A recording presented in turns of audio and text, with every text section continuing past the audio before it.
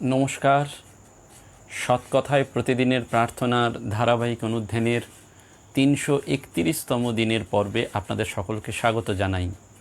Pranaram YouTube চ্যানেলের মাধ্যমে এই অনুষ্ঠান আপনারা রোজ সোম থেকে রবিবার ঠিক সকাল ৭টার সময় দেখতে পাচ্ছেন এবং বিশ্ব মহামারীর এই আবহে আমরা ভগবানকেই একমাত্র স্মরণ মনন করব এবং নিত্য এই স্মরণ মনন অনুধ্যানের মধ্যে দিয়ে আমাদের মধ্যে সেই বৈরাগ্য, সেই আত্মজ্ঞান হয়তো বা জাগরিত হওয়ার পথে যাত্রা শুরু হবে এবং সেই বৈরাগ্যই আমাদের অভয় অর্থাৎ ভেতরে ভেতরে একটা স্ট্রেংথ দেবে।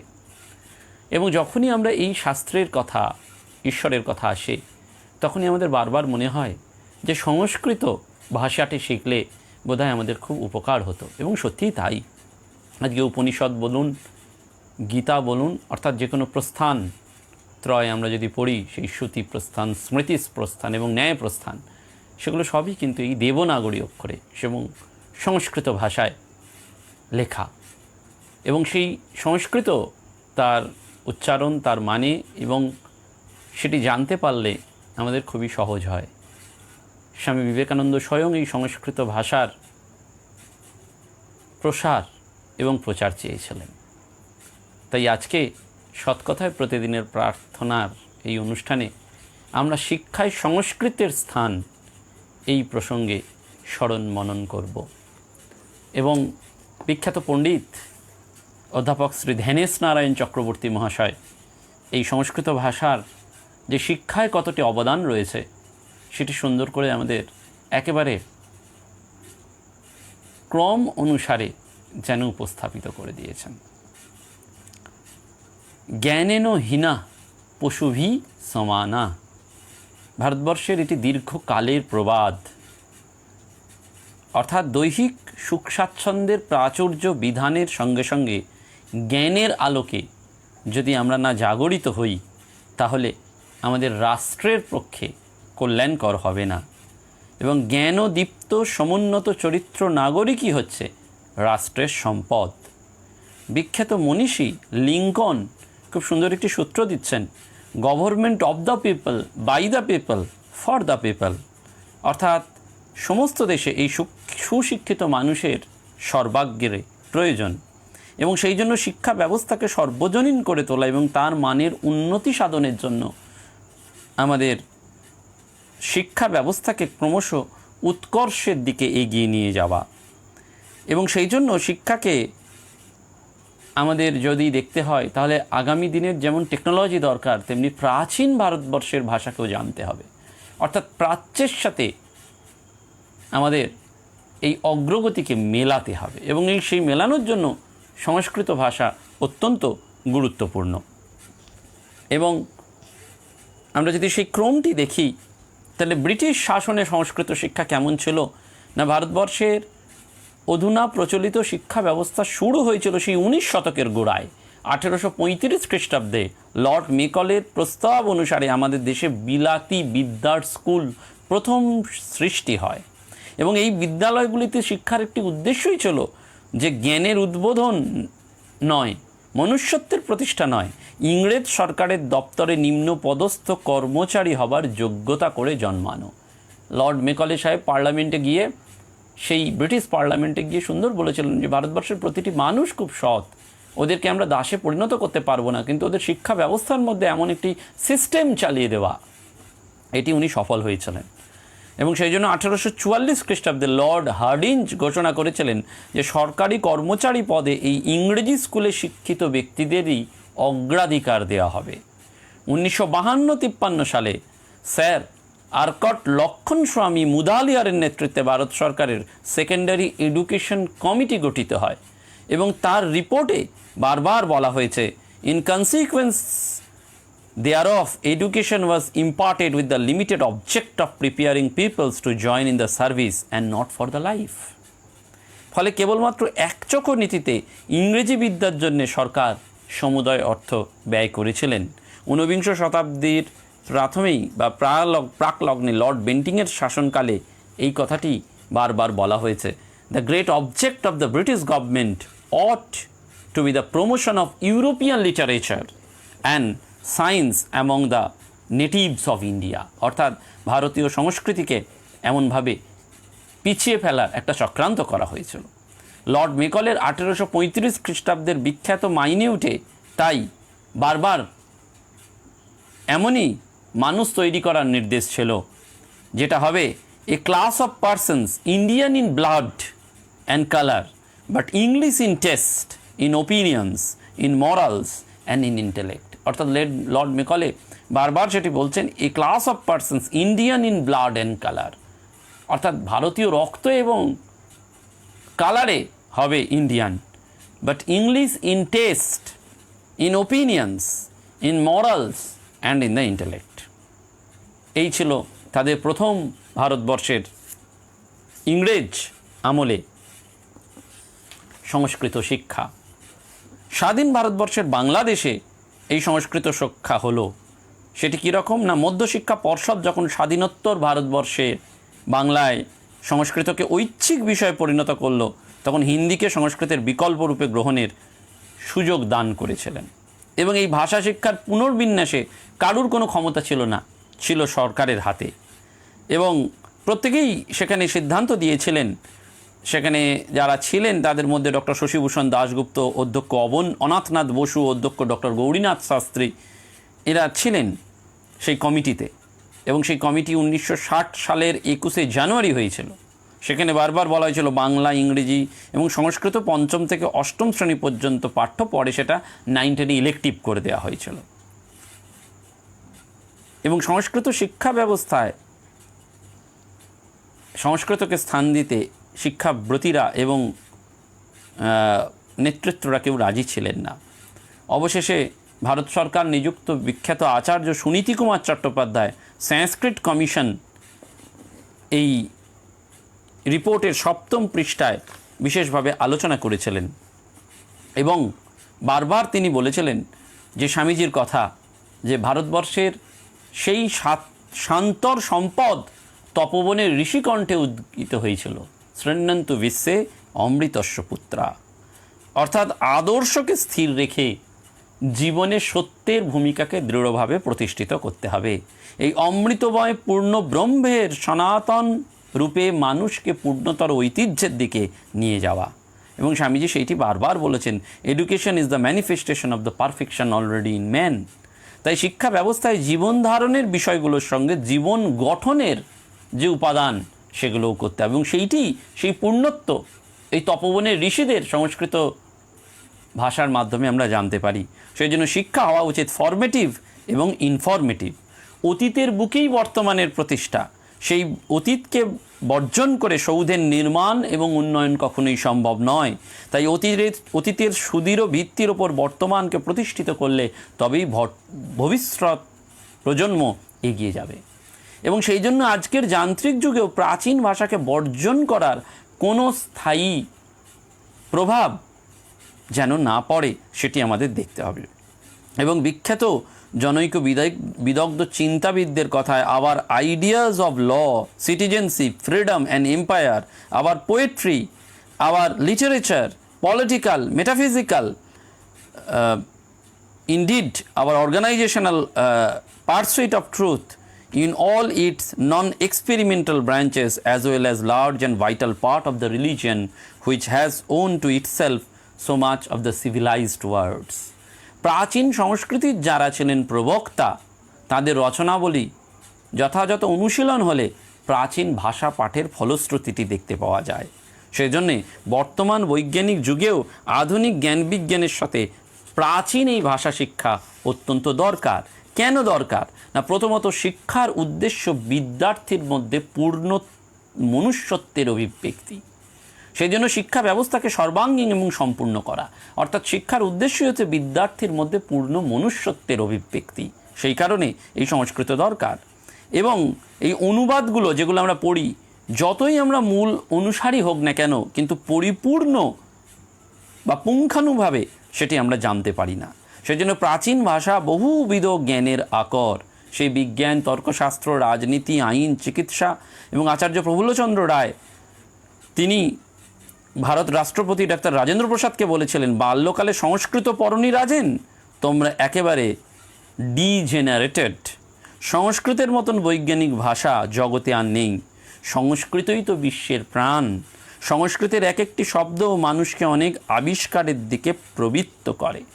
অর্থাৎ এই যে আমরা ভাষার কথা বললাম, সেইটি আমরা যেন স্মরণ রাখি যে একমাত্র শিক্ষার যে উদ্দেশ্য, সেটি যেমন এই উদ্দেশ্য হচ্ছে মনুষ্যত্বের বিকাশ, এবং দ্বিতীয়টি হচ্ছে এই অতীতের ভাষা থেকে বর্তমানের জীবনটি অনেকটা পরিমাণে জানা যায়।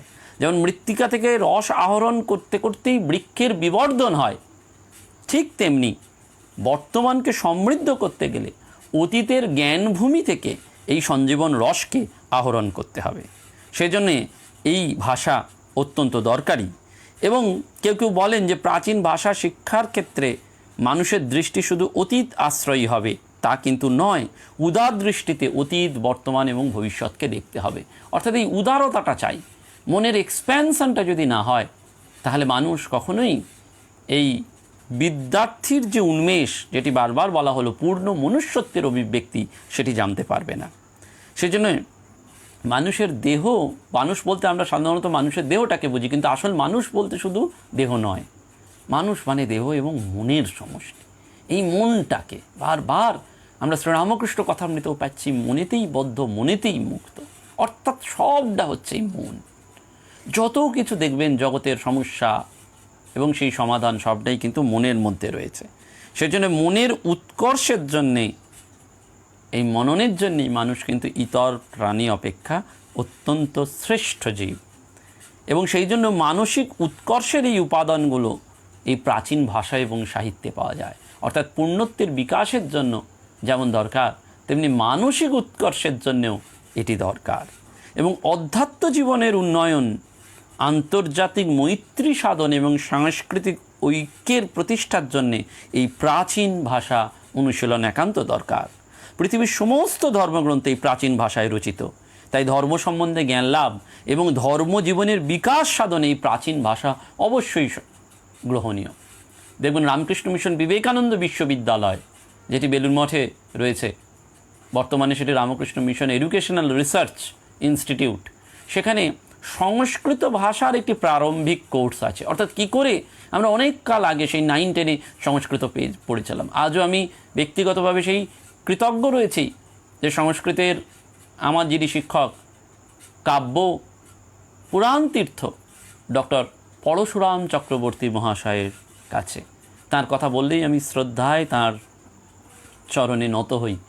দীর্ঘ 39 বছর তিনি হাওড়া রামকৃষ্ণ বিবেকানন্দ আশ্রমে তন্ত্রধারকের ভূমিকায় পূজা করেছেন দুর্গা পূজা। এবং সে দুর্গা পূজা ভাবের পূজা। আধুনিককালে আমরা যে পূজা দেখি সে পূজা নয়। স্বয়ং বিজয় দশমীর দিনে তিনি যখন মায়ের ঘরটি বিসর্জন দিতেন, তখন হাউ হাউ করে কাঁদতেন, যেন মাকে দেখতে পাচ্ছেন। ছোট বয়স থেকে এই চিত্র একেবারে আমরা দেখে বড় হয়েছি। তার কাছে সংস্কৃত পড়ার সুযোগ হয়েছে এবং ধরে ধরে মানুষকে সংস্কৃত পড়ান, সংস্কৃতময় হয়ে রয়েছেন তিনি। এই যে বলছেন না যে বিকাশ সাধনে ধর্ম সম্পর্কে জ্ঞান লাভ, অর্থাৎ ধর্মজীবনের অনুকূল পরিবেশ যেমন সাধু সঙ্গ, ঈশ্বরের নাম, গুণকীর্তন, তেমনি ধর্ম জানতে গেলেও সংস্কৃত পড়তে হবে। আমি যদি অ ক খ টা না শিখি তাহলে এগোতে পারবো না। ধর্মজীবনে জ্ঞান লাভ করতে গেলে তার বিকাশ সাধনের জন্য প্রাচীন ভাষা সংস্কৃতের কিন্তু অত্যন্ত দরকার। সেজন্য প্রাচীন ভাষায় জ্ঞান লাভ করতে গেলে তার মূল উৎসটি হচ্ছে এই সংস্কৃত। সেই সংস্কৃত ভাষার অনুশীলন বিশ্ব সংকট নিরসনে অত্যন্ত প্রয়োজনীয় ভূমিকা গ্রহণ করে, সেটি আমাদের বারবার মনে রাখতে হয়। সেজন্য যেমন অধ্যাত্ম উন্নতি, ভাষা শিক্ষা, মৈত্রী সাধন, মানসিক উৎকর্ষ, ঠিক তেমনি পূর্ণ মনুষ্যত্বের অভিব্যক্তির জন্য এই সংস্কৃত শিক্ষা অত্যন্ত দরকার বলে আমাদের বারবার এই পণ্ডিতেরা স্মরণ করিয়ে দিচ্ছেন। এবং বৈজ্ঞানিক যুগে সেইটি আমাদের কাছে এই জীবন ধারণের থেকে জীবন গঠনের যে উপাদান, সেটি যেন আমাদের কাছে বেশি ইম্পর্ট্যান্ট হয়ে যাচ্ছে। এবং সেইটি আমাদের বারবার মনে করিয়ে দিচ্ছে যে আমরা এই সংস্কৃত, যেটি স্বামী বিবেকানন্দ বারবার এই সংস্কৃতের কথা গুরুত্বপূর্ণভাবে আমাদেরকে জানিয়ে দিচ্ছেন, বলে দিচ্ছেন। এবং তিনি তার এই প্রসারটিও চাইছেন। ঠিক সেই রকম ভারতীয় সংস্কৃতিতেও আমরা দেখতে পাই না, বিশ্বের সকল দেশেরই শিক্ষাক্ষেত্রে এই প্রাচীন ভাষার কথা যেটি আমরা স্মরণ করছিলাম, এবং সেই জন্য ঊনবিংশ শতকে বাংলার নবজাগরণের ক্ষেত্রে অন্যতম শিক্ষা নেতা বিদগ্ধ বৈদেশিক মনীষী স্যার হোরেন্স হেমান উইলসন একটি সংস্কৃত প্রশস্তি বলছেন, ন জানে বিদ্যাতে কিং তৎ মাধুর্য মাত্র সংস্কৃতে সর্বদৈব সমন্বয়তা येन वैदिशिका वयम যাবৎ ভারতবর্ষং স্যাদ যাবৎ বিন্দু হিমাচলৌ যাবৎ গঙ্গা চ গদা চ তাবদেব হি সংস্কৃতম। অর্থাৎ বলছেন যে প্রতীচ্য জগতে বর্তমানে প্রাচীন ভাষা লাতিনের যে প্রভাব, ভারতবর্ষের বর্তমান জীবনে প্রাচীন ভাষা সংস্কৃতের প্রভাব তার চেয়ে অনেক বেশি। কেন না, আমাদের মাতৃভাষার 12 আনা শব্দই সংস্কৃত, ভাবও সংস্কৃত। রবীন্দ্রসঙ্গীতে আমরা বলি ওই ভুবন মনোমোহিনী, ওই নির্মল সূর্য করজ্জ্বল ধরণী, জনক জননী জননী। অর্থাৎ এই শ্রুতি মধুর ভাব সমৃদ্ধ বাংলা কবিতাটি একটি বিশুদ্ধ সংস্কৃত বাক্য যেন। সেই জন্য বঙ্গভারতের প্রাচীনতম এবং সমৃদ্ধতম ভাষা হচ্ছে এই সংস্কৃত, এবং এই সংস্কৃত আমাদের দৈনন্দিন জীবনের নানা রকম ব্যবহারে এখনও কাজে লাগে, এবং প্রাচীন সংস্কৃতির বাহন হচ্ছে এই সংস্কৃত ভাষা। বিখ্যাত মনীষী ডাক্তার লুই রেনো বলছেন, there is not a living culture without a living tradition. If India is beloved and cherished among the elite of the West, it is on account of a traditional culture. বারবার বলছেন এই traditional কালচারটি যেন আমাদের দরকার। এবং পরবর্তীকালে doctor Rajendra Prasad দৃঢ়ভাবে বলছেন, Sanskrit is the language of Indian culture and inspiration, the language of which all her past greatness, her rich thought and her spiritual aspirations are enriched. অর্থাৎ রিচ কালচারাল গ্রেটনেস, মহত্ব, চিন্তাভাবনা এবং স্পিরিচুয়াল অ্যাসপিরেশন দরকার। মানব সভ্যতার অরুণোদয়ের সাথে এই মনীষা সূর্যের প্রথম প্রকাশকে বিধৃত করে রেখেছে এই সংস্কৃত ভাষা। জ্ঞানের সকল ধারাই ভারতবর্ষে পরিপুষ্ট হয়েছিল। সেজন্য আচার্য ম্যাক্স মুলারও বারবার বলছেন, whatever the sphere of human mind you may select for your special study, whether it be language or the religion or mythology or philosophy। এবং সংস্কৃত ভাষায় লিখিত আইনশাস্ত্র সম্পর্কেও আইনজ্ঞরা বারবার বলছেন। সুতরাং ব্যাকরণ, ভাষাবিজ্ঞান, তর্কবিদ্যা সমস্ত ক্ষেত্রে, ফলিত জ্যোতিষ, বীজগণিত সমস্ত ক্ষেত্রে এই সংস্কৃতের যে ভাব সেটি একেবারে উল্লেখযোগ্য, এবং সেই জন্য আমাদের জীবনেও এই সংস্কৃত অত্যন্ত দরকার। শিক্ষার অন্যতম উদ্দেশ্য যে দেশপ্রেম, সেই দেশপ্রেমের বীজ বপন করা হয়েছিল এই সংস্কৃত ভাষায়, এবং সংস্কৃত ভাষায় জ্ঞান লাভ করে তার অতীত ভারতবর্ষের যে রূপটি পেলে সত্যি সত্যি ছাত্ররা দেশপ্রীতিতে এগিয়ে যাবে, এবং আত্মশক্তির উদ্বোধন করতে এই সংস্কৃত দরকার। জ্ঞান ভিক্ষু শিক্ষার্থীরা ভারতবর্ষের বিশ্ববিদ্যালয় সংস্কৃত ভাষার জন্য জ্ঞানার্জনে সমবেত হতেন। আমরা যদি দেখি মেগাস্থিনিস, ফাইয়েন, হিউয়েনসাং, তারা সংস্কৃতজ্ঞ গুরুর চরণতলে উপনিষ্ঠ হয়ে সেদিন জ্ঞান সাধনায় বৃত হয়েছিলেন। কেন বৃত হয়েছিলেন? যে দরকার ছিল আত্মশক্তি এবং আত্মবিশ্বাসকে জাগাতে, এবং সেইটি আমরা বারবার পণ্ডিত জওহরলাল নেহরুর দ্য ডিসকভারি অফ ইন্ডিয়া গ্রন্থেও বারবার বলা হচ্ছে, if I was asked what is the greatest treasure which India possesses and what is our finest heritage, I would answer it is the Sanskrit language and literature. অর্থাৎ সংস্কৃত সম্পর্কে জওহরলাল নেহরু এই কথাটি বলছেন।